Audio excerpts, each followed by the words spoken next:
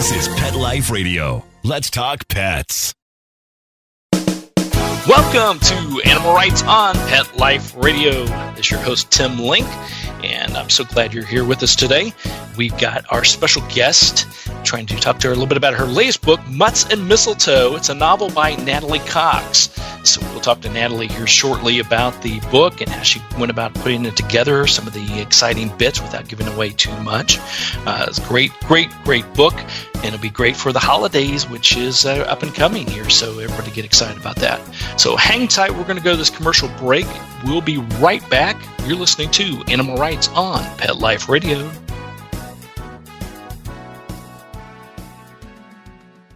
Today's episode is sponsored by Hanover Square Press and The Secret Language of Cats, How to Understand Your Cat for a Better, Happier Relationship by Suzanne Schatz. Have you ever wondered what your cat is saying? In The Secret Language of Cats, Schatz offers a crash course in cat phonics to help you crack the cat code. Perfect for the fans of The Lion in the Living Room and the inner life of animals.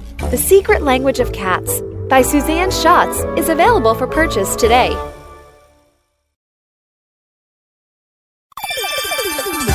Let's Talk Pets on PetLifeRadio.com. Welcome back to Animal Rights on Pet Life Radio. And I want to welcome our special guest today. Talked about her latest novel, Mutts and Mistletoe. It's Natalie Cox. Natalie, welcome to the show. Thank you for having me, Tim. Oh, it's my pleasure. It's my pleasure. So congratulations on the book. Exciting stuff. Great little read. Tell the fans a little bit about the book without giving away all the good bits, and what should they expect when they pick up a copy of the book. Okay, well, Mutts and Mistletoe, it's been described as Bridget Jones set in a doggy daycare center. I set out to write a proper old-fashioned romantic comedy that would be funny and would entertain, but it would also have a sort of hidden message about animals and what they can teach us about living in the moment and connecting with each other. It's about a young 30-something Londoner, Charlie, she's called. And Charlie's not a fan of Christmas, she's not a fan of animals, and she's lost all her faith in love. So over the course of the book, she somehow has to open up her mind to all three. So basically the plot is about Charlie. At the outset, she's 30-something singleton. She works in IT in London, and she's not looking forward to Christmas this year. Her live-in boyfriend has dumped her for his personal trainer and moved out. Her mother has gone off with her fifth husband to Australia for the winter, and her dad is on sabbatical in a very remote part of Russia. So Charlie decides that this year she's going to skip Christmas, and she's going to hole up in her flat in London for the whole Christmas period with a 6-pack of Chardonnay and a box set of old Audrey Hepburn movies, and basically binge on junk food and disappear. Plans are thwarted when, about 10 days before Christmas, her flat explodes from a gas leak. And she's basically, not only is she single, but she's homeless. And she's forced to go stay with her cousin in a small village in Devon, where her cousin runs an upmarket dog kennel called Cozy Canine Cottages. So that's where the dogs come in. There you go. And it is a feel-good story. Believe me, fans out there, it starts off a little bit curious and, kind of downtrodden with all this activity going on, but it does get there. So we won't give away the ending, of course. But tell us about when you're putting together the book. I mean, because you had just summarized it perfectly, but you've got all these different characters, and they have, these, I won't call it far-fetched, but these real extreme lifestyles and locales and places of this sort. How did you draw upon that? Were there little bits of your history and background that you could pull from, or did you want to make it as broad and outreaching as possible? Oh, well, that's a good question. I mean, I definitely wanted it to be about animals, and I wanted the animal characters in this book to be as prominent as the human characters. And I wanted all the animals to have their own backstory and their own subplots. And I wanted all those plots not just to be kind of tidy, standalone stories, but I wanted them to move the main action of the main plot of Charlie's story forward in a kind of important way. So I think some of that was a little bit of a jigsaw about, making all that work. There's also a whole other subplot that Jez has. Charlie moves down to Devon and thinks that she's going to be staying with her cousin for the holidays. But in fact, as soon as she arrives, she discovers that her cousin has been having a phone romance for 2 years with an Arctic scientist several hundred miles away. And sort of coincidentally, Jez decides that it's time that she finally needs to go and meet her mystery phone lover. And so she persuades Charlie, or in fact kind of puts her under some pressure to take over the kennels for the holidays so that Jez can fly to Lapland. So that's how Charlie gets put in charge of all the dogs. And I think, with any book, really, at the end of the day, stories are driven by characters, and you have to do your homework creating really interesting three-dimensional characters who feel real and have real issues and real obstacles that they have to overcome. So I think, as a writer, that's our first job, is to get the human beings, and in this case, the animals, onto the page in a believable way, so that your readers fall in love with them and your readers are rooting for them. And I think that's certainly what I set out to do with this. And I wanted it to be funny. It's a funny book. It's really meant to make you smile. And yes, you might, learn a thing or two along the way, but its principal objective is to entertain.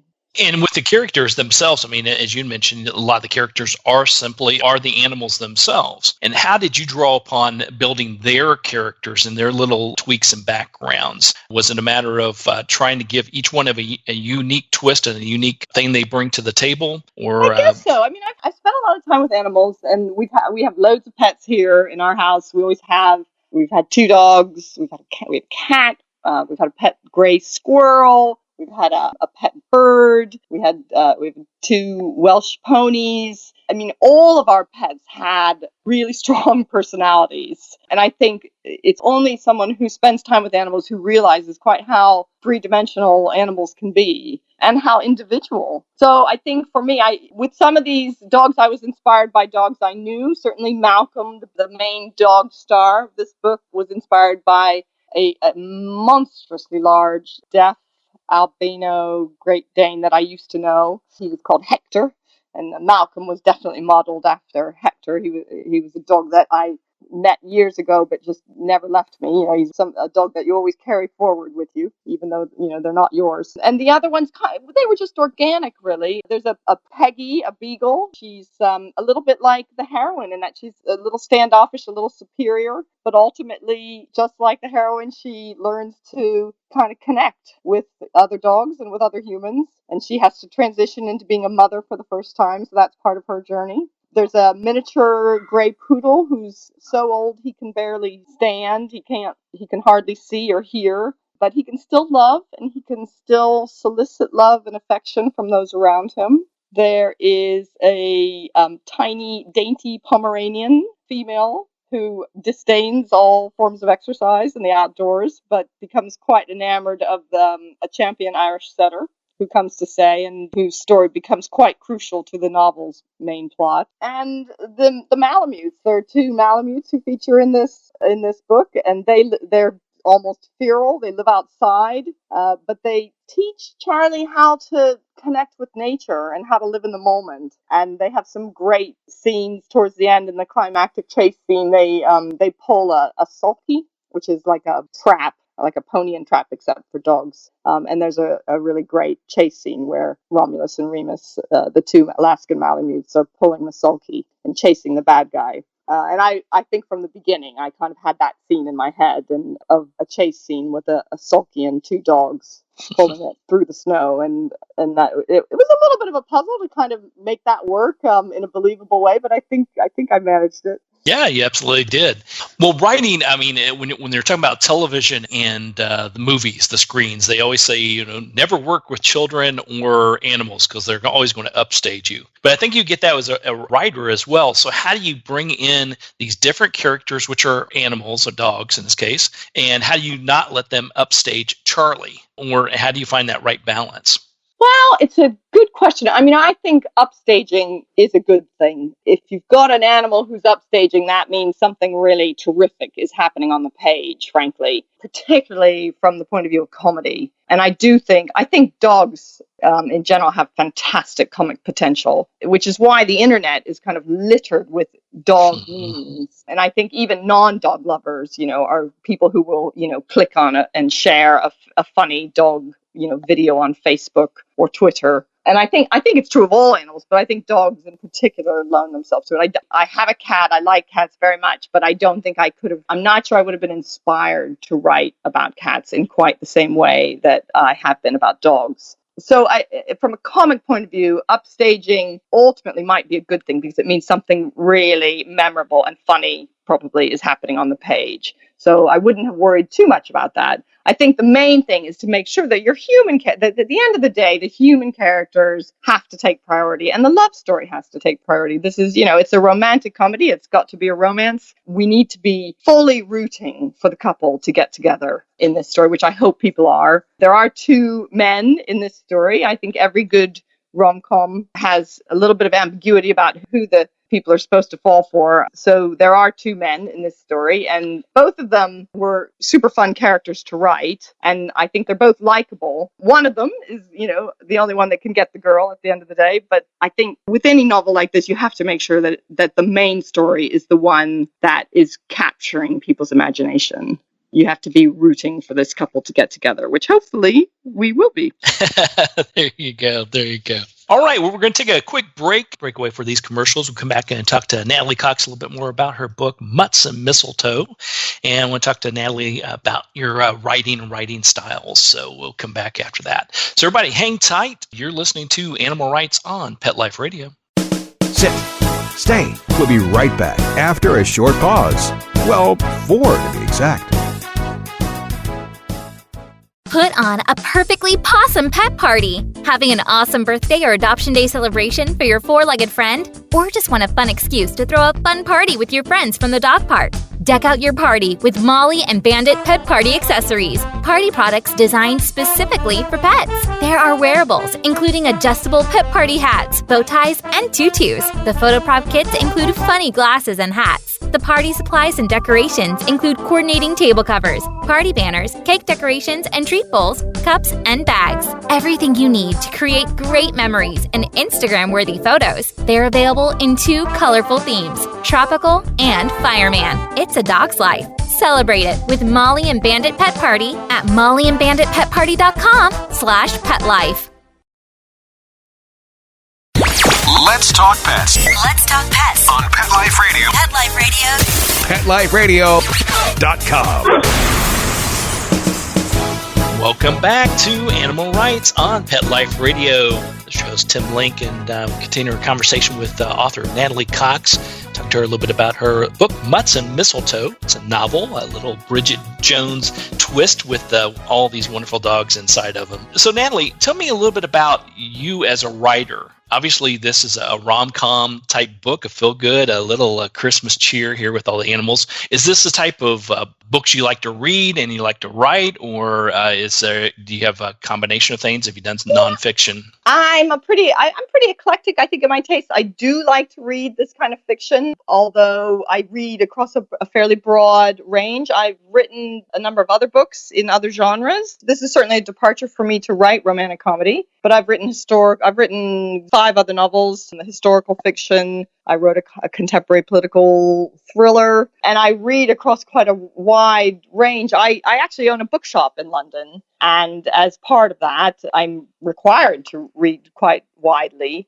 Our shop is quite upmarket. It's highly curated. It's quite literary. But what I would say is that even our readers often come in saying they'd like something a bit lighter. The world is kind of a difficult place to live in these days. And we are finding that more and more people are coming in saying, have you got anything funny or, just a bit easier to sink into? I'm going away for the weekend. So we're always in the shop on the lookout for good comic fiction. I don't think there's enough of it being written. And that's certainly one of the reasons that I decided to write this book, was that I thought there was a little bit of a dearth of things that make people smile. Absolutely. And I think for the holidays especially, we want something that's a little lighter, a little bit of a feel good. Perhaps, your readers are sort of in this predicament themselves, because the holidays, it's a happy time to be a family, but not all families are the, June and Ward Cleaver of Leave It to Beaver and all the other feel good stories. It's not always a Christmas story, happy ending. Absolutely. And During what the better holidays. thing than to have a great book to sort of slope off from family gatherings and lose yourself in. I think that's absolutely right. I'm a big fan of Christmas, and I love Christmas. And actually, one of the great things about working in retail is that it is, Christmas is the big time of year in retail, and we love throwing ourselves into that. And with Charlie, I kind of took I played kind of devil's advocate and sort of tried to put myself, in the shoes of somebody who was just fed up with every aspect of the holidays. And so that over the course of the novel, Charlie has to learn to love Christmas as much as I do and kind of get with the holiday spirit. And she does, absolutely. Absolutely. So let's give a shout out to your bookstore. Oh, Ink at 84 Bookshop. We are named after, I don't know if you remember a book and subsequent film called 84 Charing Cross Road. Okay. Which was a rather, it was written in the 70s. It was a memoir by an American woman called Helen Hanff, who had a 20-year correspondence with an antiquarian bookseller in London on Charing Cross Road. And it was a very famous book, and then it was subsequently turned into a stage play and ultimately a film. And when we found our unit, we looked for a long time to find the right unit, and it happened to have the street address on the road was 84, and we just thought that was a sign from on high that we had to, the name of the shop had to be an homage in some ways to this very famous book. So it's called Ink at 84. There you go. So everybody, when you're in the greater London area, take a look at that for sure. So let's go to, you had mentioned about your past writing, and, a lot of it was serious stuff, political type things, history type things. Compare the two. What were the pros and cons? What were the difficult things in writing this, or was it a lot easier than doing some of the other work you've done? Gosh, all fiction is hard work. When people come to me who are aspiring writers, some of it is about talent, but an awful lot of it is about graft and perseverance. And I would say, I might have had some illusions about writing comic fiction being a bit easier at the outset, but I don't have them now. I think, it isn't easy to be funny, and it isn't easy to bring all the elements of a book, the plot, the characters, the setting, the laughs, the message, to draw it all together in a neat, believable way is not as simple. So while I would say there probably wasn't as much research involved with this book at the outset as some of my others, it was still, a challenge. And I'm working on another romantic comedy now that also involves animals. It's set in a zoo. And equally, on every page, you are, working to kind of find the hidden comic elements and make sure that it all comes together on the page. Yeah. Well, in comedy, obviously, comedy is not, as you mentioned, is not easy. It's all in the eyes or the hearing, however the comedy is being presented to you, of whoever's listening. Because what may be funny to me may not be funny to you, and then putting it down in paper, that's a little bit different too. Because absolutely, because obviously if you're seeing a comedian, a performer, you can draw from that, or if a certain part of a bit doesn't work, they can move on to something else. Here, if a certain bit, especially that first part, that first chapter, that doesn't work, then it's not going to be a good thing for the book. Yeah, I mean, a lot of performance comedy is about the nuance of the performance or the physical elements of the performance, the slapstick. And when you're writing comic fiction, you have to somehow get those elements onto the page. It can be very, very difficult. Sometimes I think I do a lot more visualization with this kind of writing than I ever have before, particularly when you're trying to write any kind of physical comedy. You have to see it very clearly in your mind in order to be able to describe it in words in a way that doesn't lose the comedy. So it's challenging. So I do think I use visualization a lot more in terms of a writing technique than I ever have had to before. It's possibly less about the subtleties of the language and the diction. Imagery is still quite important, but the register of the authorial voice isn't in quite as high a tone as I've written in before. I'm probably paying slightly less attention to language in that way, but more attention to the kind of visual content of what I'm writing about. There you go. Yeah, and I think I don't think any particular type of genre is easier to write than the others. And I think there are those misconceptions that even with a novel, with a fiction, that you can just, take an idea that's sort of in your head and put it down on paper, because there is a lot that goes into it. You've got to develop these characters as you had mentioned, and you got to make sure it gets you to where you need to be, at the end of the day, accomplishes what you're wanting to accomplish. And there is that degree of, research and history. You can't go talking about a particular type of dog or a particular type of location unless you know about that particular dog or location. That is true. And I did rely heavily on the internet for that. I have not ever ridden in a sulky. I'm sorry to say. That's one of my great aspirations. And I'm going to do it. I'm definitely going to do it. I just haven't had a chance yet. But my goodness, the internet is so good for all of this. That's right. It's good for research. Well, tell the fans a little bit about where you're going to be, what's happening, how can they find out more about Mutts and Mistletoe and find out more about you as a writer and all your happenings. Okay, well, it's Mutts and Mistletoe. That's, in fact, the U.S. title. I don't know if you have a U.K. readership, but it's called Not Just for Christmas in the U.K., and it'll be out in a few weeks here. You can find me on social media under Nat Cox Writes, just like your show. It's WRITES, on Instagram, Facebook, and Twitter, and online on my website under nataliecox.me. There you go.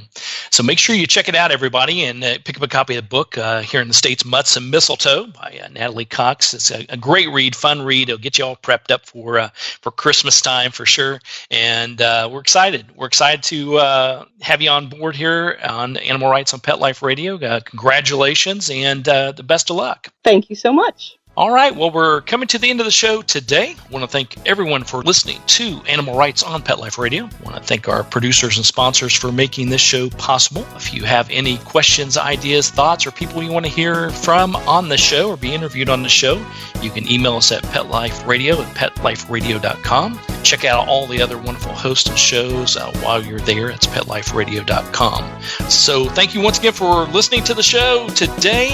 And if you have a great idea or have written a blog, a book, or an article that you think's exciting, get a hold of us here at petliferadio.com. So until next time, look forward to seeing you. Have a great day. Let's Talk Pets, every week on demand, only on PetLifeRadio.com.